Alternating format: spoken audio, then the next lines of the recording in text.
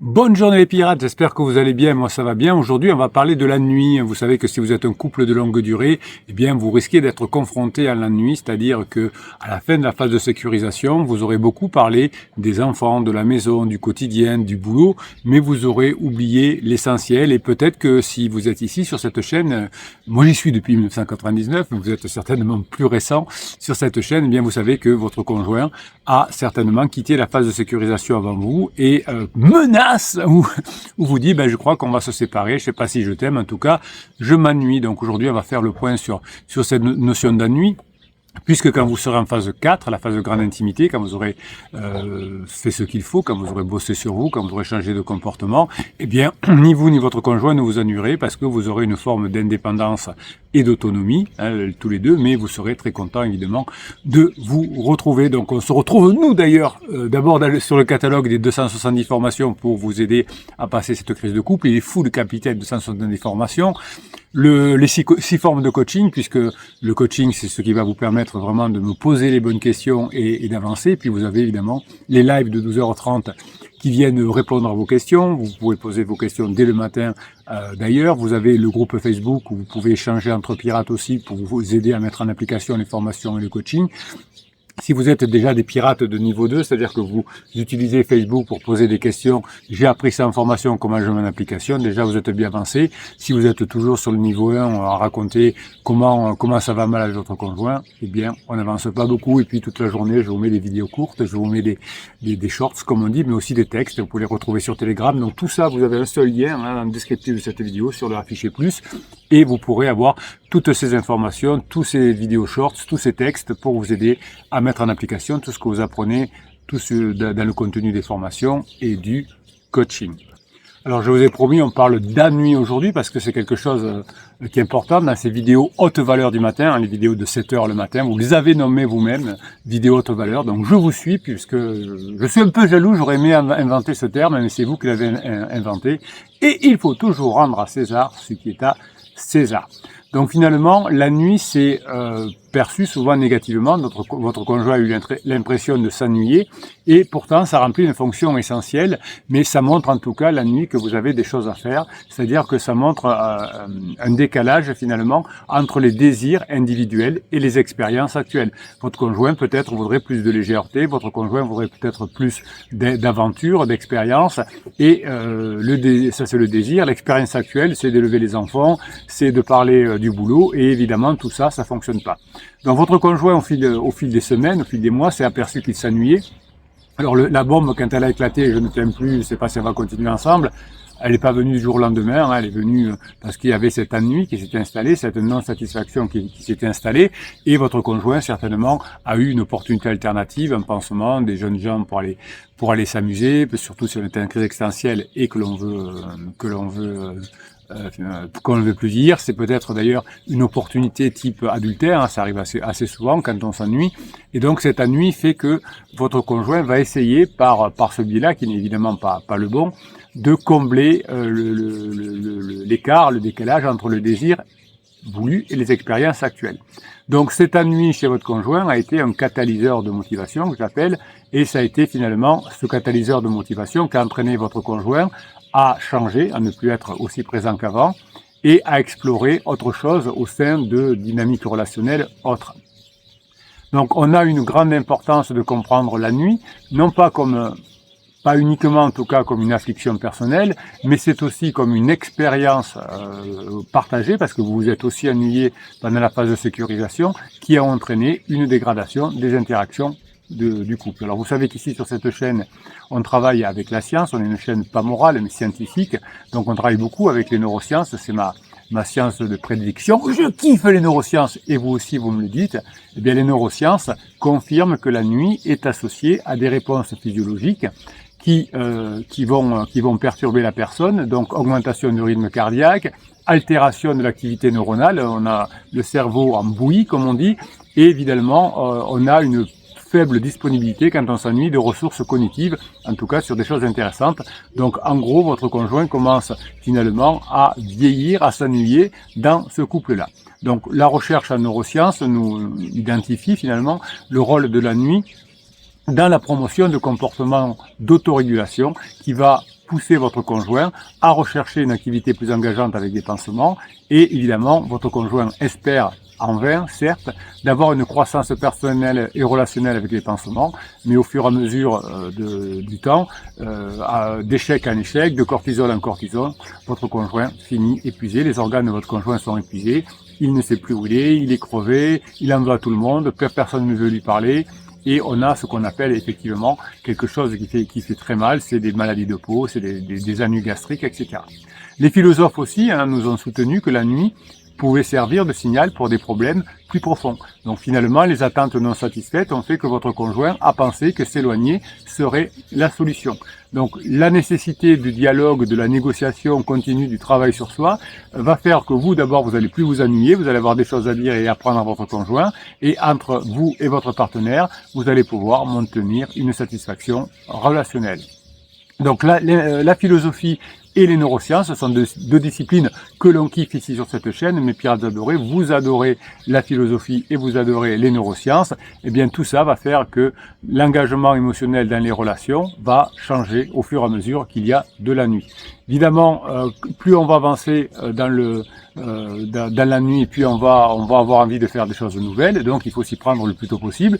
En tout cas, ici, quand vous arrivez sur cette chaîne des pirates, eh bien, on vous récupère souvent dans un état abîmé. Mon conjoint a dit ça, mon conjoint a dit qu'il n'aimait plus, j'en peux plus, vous êtes un peu en mode survie, c'est-à-dire que votre cerveau tourne en boucle et finalement vous êtes vous aussi très abîmé quand vous arrivez. Heureusement, vous vous mettez au travail et ça change. Les neurosciences évidemment vous offrent une perspective pour comprendre ce phénomène d'ennui. Évidemment, la nuit remplit une double fonction, je vous l'ai dit. C'est la nuit indique une adéquation entre le désir d'un individu et sa situation actuelle. C'est pour ça que vous me dites souvent en coaching, mon conjoint passe son temps à regarder Netflix ou plus souvent à regarder son téléphone, à scroller sur TikTok ou sur Telegram. Donc finalement, la force de motivation de votre conjoint, il vient de la nuit. Donc c'est une force de propulsion finalement qui va chercher votre conjoint à rechercher des tâches plus épanouissantes, donc le pansement. La nuit est associée à un profil complexe d'excitation qui est caractérisé par cette augmentation du rythme cardiaque, et qui dit augmentation du rythme cardiaque, souvent on a aussi un niveau de cortisol qui augmente, et donc on a une conductance cutanée qui est réduite au fur et à mesure du niveau du cortisol. C'est pour ça, je vous le disais il y a 2 minutes, que souvent à la fin de sa crise, votre conjoint a des problèmes de peau, il a une peau dégueulasse, comme vous me dites en coaching. Donc la réponse physiologique donc au cortisol, avec la conductance cutanée réduite et l'augmentation du rythme cardiaque, va abîmer les organes et va repousser finalement votre conjoint vers de plus en plus de difficultés. Donc la nuit finalement va inciter votre conjoint à allouer ses ressources mentales plus efficacement que dans le couple, puisqu'il s'ennuie dans ce couple, et il va avoir moins d'engagement vis-à-vis du couple au départ, et plus vers l'environnement qui semble sympa au début, comme une drogue avec le pansement.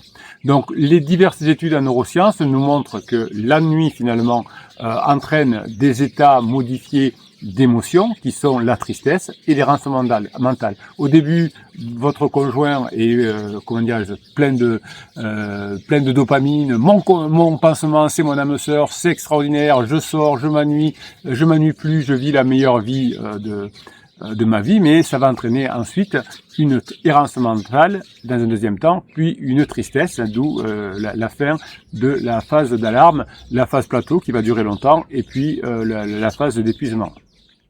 Donc la nuit représente des marqueurs physiologiques qui sont différents de la tristesse, mais il y a quand même des formes de tristesse, des symptômes de tristesse. La nuit est liée à des modèles d'activité neuronale tels que la présence d'ondes alpha et une activité bêta qui est réduite dans le cortex préfrontal dorsolatéral gauche. Cette corrélation nous a permis de comprendre avec les IRM finalement le rôle de l'attention dans l'expérience de la nuit. Des personnes qui sont atteintes de troubles déficitaires de l'attention, le TDAH notamment, s'ennuient beaucoup plus vite. Donc la science, et en particulier les neurosciences, nous montrent que la nuit n'est pas seulement un état aversif, comme on dit, mais il peut également déclencher des processus d'autorégulation qui vont conduire votre conjoint notamment à rechercher des activités alternatives pour combattre cet ennui. Donc si vous arrivez à faire que votre conjoint ne s'ennuie plus avec vous parce que vous le faites rire, parce qu'il y a du badinage, etc., eh bien vous pourrez avoir finalement des activités qui vont être beaucoup plus satisfaisantes pour votre conjoint. Donc l'interaction entre les processus cognitifs et les états émotionnels chez votre conjoint font que votre conjoint va chercher une voie différente du couple.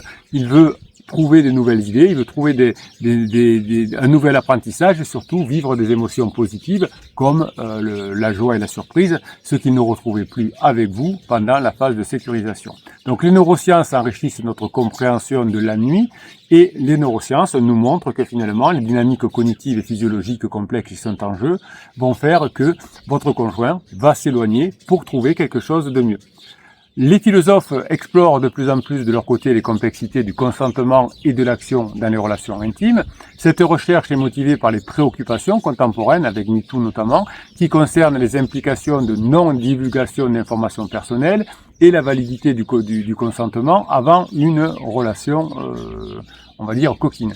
Eh bien, le consentement éclairé, il va aller plutôt vers quelque chose qui nous fait sortir de la nuit, hein, donc par exemple le pansement.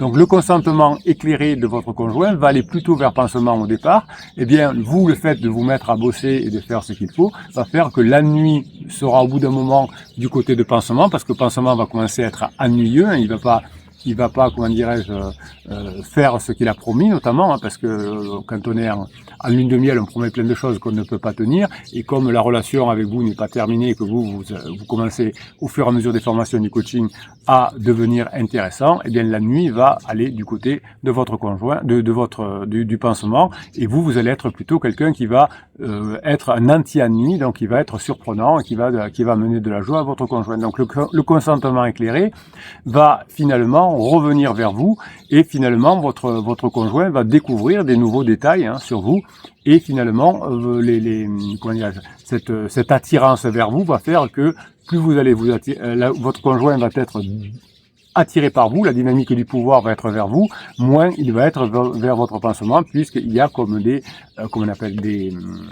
vases communicants. La nuit et la souffrance vont entraîner des changements. Vous êtes en souffrance parce que tout d'un coup vous vous sentez abandonné, vous vous sentez rejeté, vous vous sentez humilié, vous sentez que c'est injuste, vous vous sentez trahi. Donc c'est pour ça que vous vous mettez au travail et que vous allez récupérer votre conjoint, diminuer votre souffrance. Votre conjoint n'est pas forcément dans une souffrance aussi importante que vous à la fin de la phase de sécurisation, mais cette phase d'ennui va aussi l'amener à se divertir. Alors vous avez décidé, si vous êtes sur cette chaîne, de vous mettre à bosser, de comprendre les relations humaines et de passer en phase 4. Votre conjoint n'a pas cette chance d'avoir tous ces matériaux pour comprendre, mais en revanche, il va essayer de diminuer son ennui en se divertissant. Donc, tout ce qu'il va faire, ça va être lié au divertissement ou à l'apparence, la chirurgie esthétique, la voiture de sport, les week-ends, les soirées, etc. Donc, on va tromper la nuit, comme on dit, mais on va voir que tromper la nuit, ça ne sert à rien. On ne va plus s'ennuyer juste quand on aura atteint ses désirs, et les désirs d'un être humain qui est en phase 2 du couple, c'est de passer en phase 4. Donc l'expérience de la nuit qu'a vécu votre conjoint lui aura donné une énergie pour sortir loin de la maison, pour peut-être même souhaiter se séparer de vous, et avoir des projets, mais qui sont des projets qui ne vont pas aller dans votre sens, puisque pour votre conjoint, vous représentez la nuit. Si vous représentez à nouveau l'anti-ennui, c'est-à-dire que vous représentez une opportunité à nouveau pour votre conjoint, eh bien votre conjoint va retourner son action vers vous. Il va retourner son engagement vers vous, ses projets et cette énergie vers vous.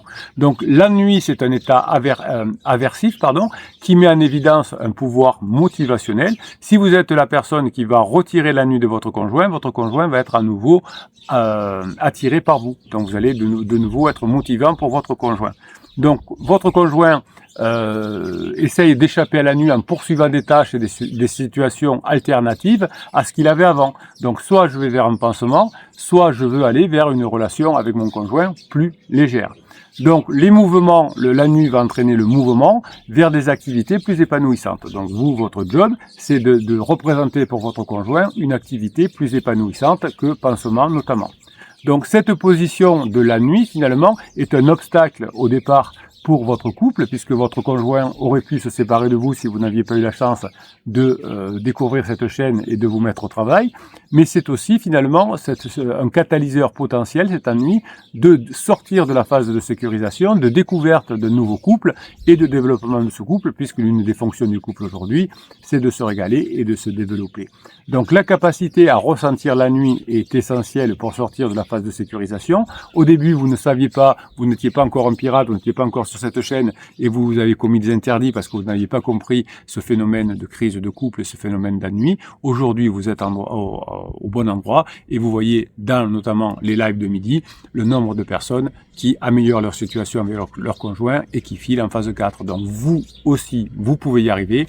Vous avez compris ce phénomène de la nuit. C'est important que je vous en parle dans cette vidéo que vous qualifiez de haute valeur. Je vous avais vraiment jamais parlé de la nuit, en tout cas dans ces termes-là. J'avais besoin de le faire parce que j'ai besoin que vous avanciez et que vous mettiez correctement en exergue ce que vous apprenez dans les coachings et dans les formations. Catalogue des coachings et formations en descriptif de cette vidéo, le affiché plus, lien Facebook aussi. Si vous cliquez sur le lien d'ailleurs unique sur le affiché plus, vous aurez droit à une formation gratuite, le best-of, et vous aurez aussi l'accès à Telegram pour avoir des textes et des vidéos toute la journée pour vous donner la grinta, pour mettre en application tout ce que vous apprenez. Heureusement que vous êtes tombé sur cette chaîne, sinon vous auriez pu vous séparer.